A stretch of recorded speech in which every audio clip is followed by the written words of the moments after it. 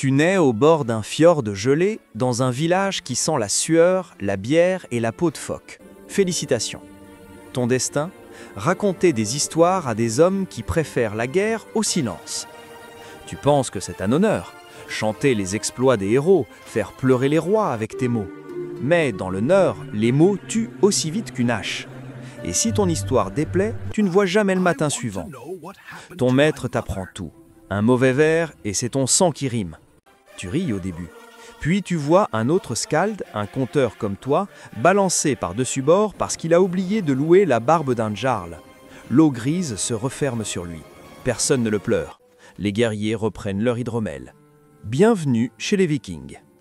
Nous sommes au IXe siècle, et la mer est le seul chemin entre la gloire et la mort. Les rois scandinaves ne lisent pas, ils écoutent. Les mots sont leur théâtre, leur loi, leur vengeance. Et toi, pauvre poète, tu voyages avec eux. Dans un drakkar peint de têtes de dragon, coincé entre des boucliers tachés de sang, ton rôle est de faire croire à ces brutes qu'elles sont des dieux. Tu récites en rythme pendant que la mer frappe la coque et chaque vague efface un peu plus de ta peur. Les vents hurlent, les rameurs chantent, et toi, tu récites des sagas que tu n'as jamais vues. Tu inventes des batailles, des miracles, des amours qu'ils n'auront jamais. Parfois ils rient, parfois ils pleurent, parfois ils te fixent en silence la main sur la hache. Tu apprends vite à mesurer ton souffle, ta voix, ton audace. Un mot trop tendre et tu passes pour un lâche. Un mot trop fier et le jarl croit que tu te moques de lui. La routine, c'est ça, raconter pour survivre. Tu dors peu entre les tonneaux et les casques, tu manges froid, tu bois chaud, tu écris dans ta tête. Tes poèmes sont faits de buée et de mémoire, car le parchemin coûte plus cher que la vie d'un esclave. Tu vis à travers les autres, leurs victoires deviennent tes vers, leurs meurtres tes métaphores. Quand tu débarques dans un nouveau port, tu dois improviser. Les gens du coin veulent entendre leurs propres héros, pas ceux d'un autre fjord. Alors tu changes les noms, tu ajustes les légendes. La vérité n'existe pas dans ton métier, seulement ce qui plaît à l'oreille. Et si tu te trompes, si un seul mot trahit ton ignorance, tu peux finir cloué à une porte comme avertissement pour le prochain. Tu n'as pas d'arme, mais ton luth vaut une épée. Ses cordes sont ton bouclier. Les hommes croient que tu es protégé par Odin, que ton souffle porte la magie du verbe. Mais toi, tu sais la vérité, la magie, c'est la peur. Tant qu'il t'écoute, il ne te tue pas. À force, ton esprit change. Tu te surprends à aimer le danger. Chaque récit est un duel, ta voix contre la mort. Tes yeux lisent les visages des guerriers comme d'autres lisent les runes.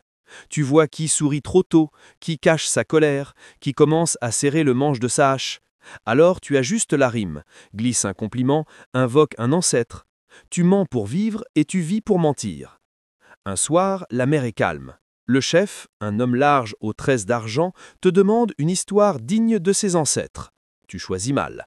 Tu parles d'un roi tombé par trahison, d'un frère poignardant un frère pour l'or. Les rameurs se taisent. Le chef te fixe. Tu réalises trop tard que tu viens de raconter son passé. Le silence pèse comme une épée au-dessus de ta tête. Il rit, lentement. Puis il t'offre du vin. Tu bois, tremblant. Il t'épargne, cette fois. Mais la peur s'installe dans ton ventre pour de bon. Tu sais désormais, ta langue est un fil tendu au-dessus du vide, et un seul faux pas t'enverra rejoindre les poissons. Les mois passent, les guerres aussi. Tu changes de mère, de maître, de Dieu, selon celui qui t'achète ou t'épargne. À force de réciter les gloires des autres, tu ne sais plus ce qu'est la tienne. Tu es à la fois partout et nulle part. Dans les banquets, tu es la voix qu'on fait taire dès que les rires s'éteignent. Dans les tempêtes, tu es celui qu'on prie de chanter plus fort pour couvrir le fracas du tonnerre. Et quand un drakkar sombre, ton nom coule avec lui, effacé, remplacé, oublié. Tu n'as pas le droit à la fatigue. Un conteur fatigué est un présage de malheur. Alors tu chantes même avec la gorge brûlée, même quand le sang te monte aux lèvres. Tu apprends à tordre la douleur en mélodie, la peur en poésie. Les dieux n'écoutent pas, mais les hommes oui, et c'est pire, car eux veulent que tu leur mentes avec conviction. Parfois, tu te demandes si tu n'es pas un peu fou. Tu parles seul, tu répètes les histoires dans ta tête pour qu'elles restent fraîches. Tu t'inventes un public invisible quand la mer est vide et que la seule réponse à ton chant est le cri des mouettes. Tu sais que la folie guette les conteurs. Certains finissent à marmonner des sagas aux pierres, persuadés qu'elles écoutent. D'autres se noient volontairement, croyant qu'Odin les rappellera pour chanter au Valhalla. Mais la vérité, c'est qu'Odin ne veut pas de poètes fatigués. Il veut des guerriers, pas des voix tremblantes. Un hiver, tu rejoins un nouveau chef. Il s'appelle Bjorn le Rouge. Ces hommes ne rient jamais, même ivres. Leur bateau sent le fer et la rancune. Tu comprends vite que ton sort dépendra de ton talent plus que jamais. Le soir du premier festin, Bjorn t'ordonne de raconter une histoire qui fasse oublier la faim et la mort. Tu obéis. Tu racontes la création du monde, le feu et la glace, le premier souffle des géants. Tu montes la voix, tu tapes du pied, tu frappes ton tambour. Le silence devient ta scène. Quand tu termines, personne n'applaudit, mais personne ne bouge non plus. Et dans le nord, l'immobilité vaut bénédiction. Bjorn te fixe, puis te jette un os de viande. Tu vivras encore, chanteur. Ce soir-là, tu dors près du feu, le ventre plein pour la première fois depuis des semaines. Tu crois presque à la chance. Mais la chance n'existe pas dans ton monde. Quelques jours plus tard, le clan attaque un village saxon. Le sol tremble sous les pas, les cris montent jusqu'au ciel. Tu restes à l'arrière, comme toujours. Pourtant, tu sais que tu devras raconter cette boucherie, et tu sais déjà comment ils voudront l'entendre. Pas comme un massacre, mais comme une épopée. Alors tu observes les flammes, les larmes, le sang, et tu transformes tout cela en gloire. Le soir même, autour du feu, tu récites. Tu parles d'honneur, de bravoure, d'étoiles qui brillent sur les morts. Les guerriers t'écoutent fascinés. Tu as réussi ton mensonge. Mais un enfant, celui d'un village brûlé, a été capturé. On le force à t'écouter aussi. Il te regarde avec des yeux sans âge.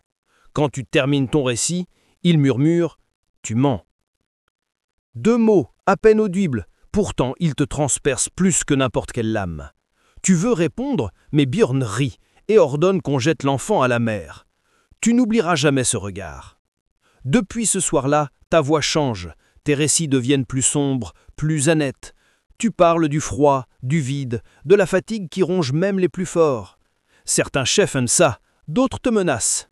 Tu apprends à doser la vérité comme un poison, juste assez pour qu'elle brûle, pas assez pour qu'elle tue.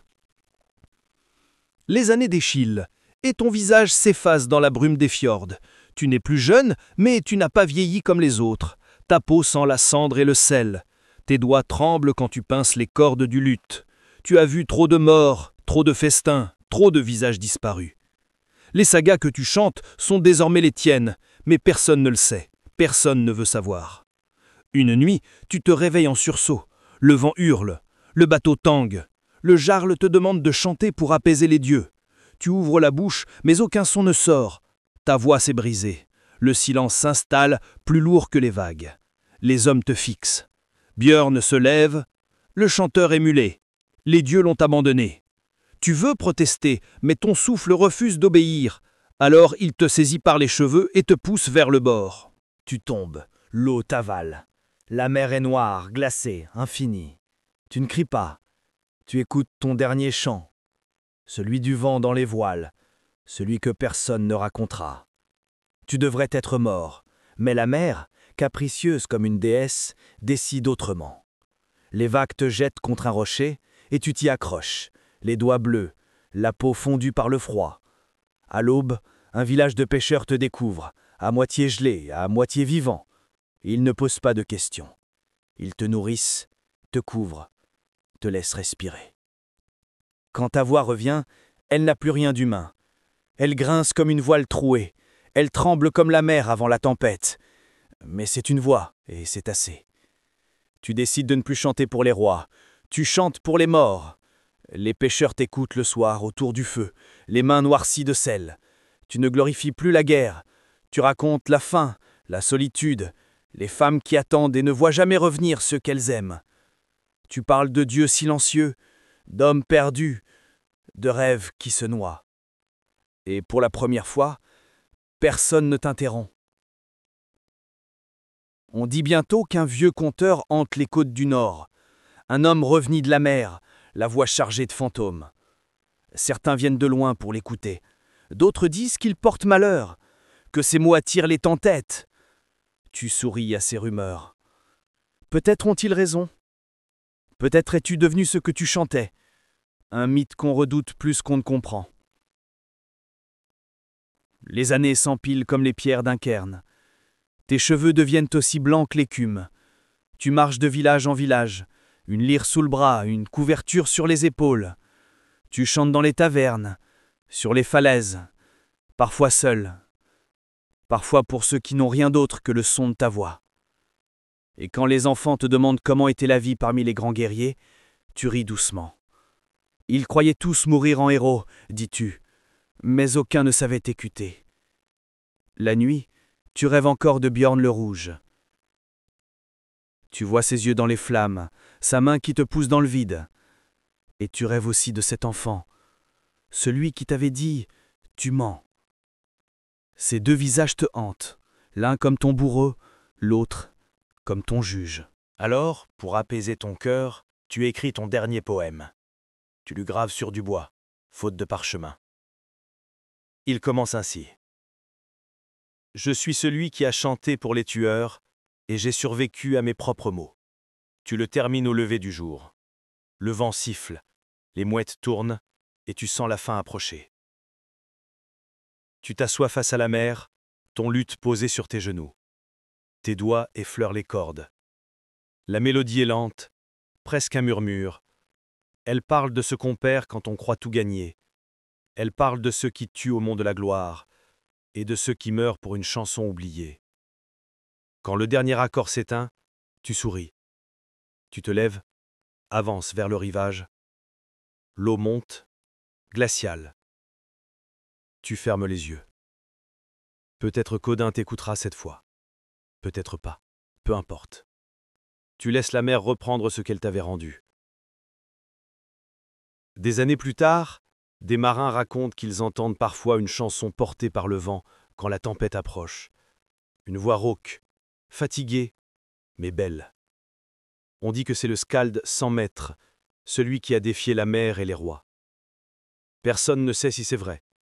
Mais les vieux jurent que, quand ils entendent ce chant, ils rentrent leur filet et rentrent chez eux. Car même les dieux, paraît-il, se taisent pour écouter. Et toi, voyageur du Nord, si un jour tu entends cette voix au-dessus des vagues, souviens-toi. Les mots peuvent sauver des vies, mais ils en détruisent bien plus. Et dans le vent du fjord, il reste une chanson, écrite non par les dieux, mais par un homme qui voulait simplement qu'on l'écoute.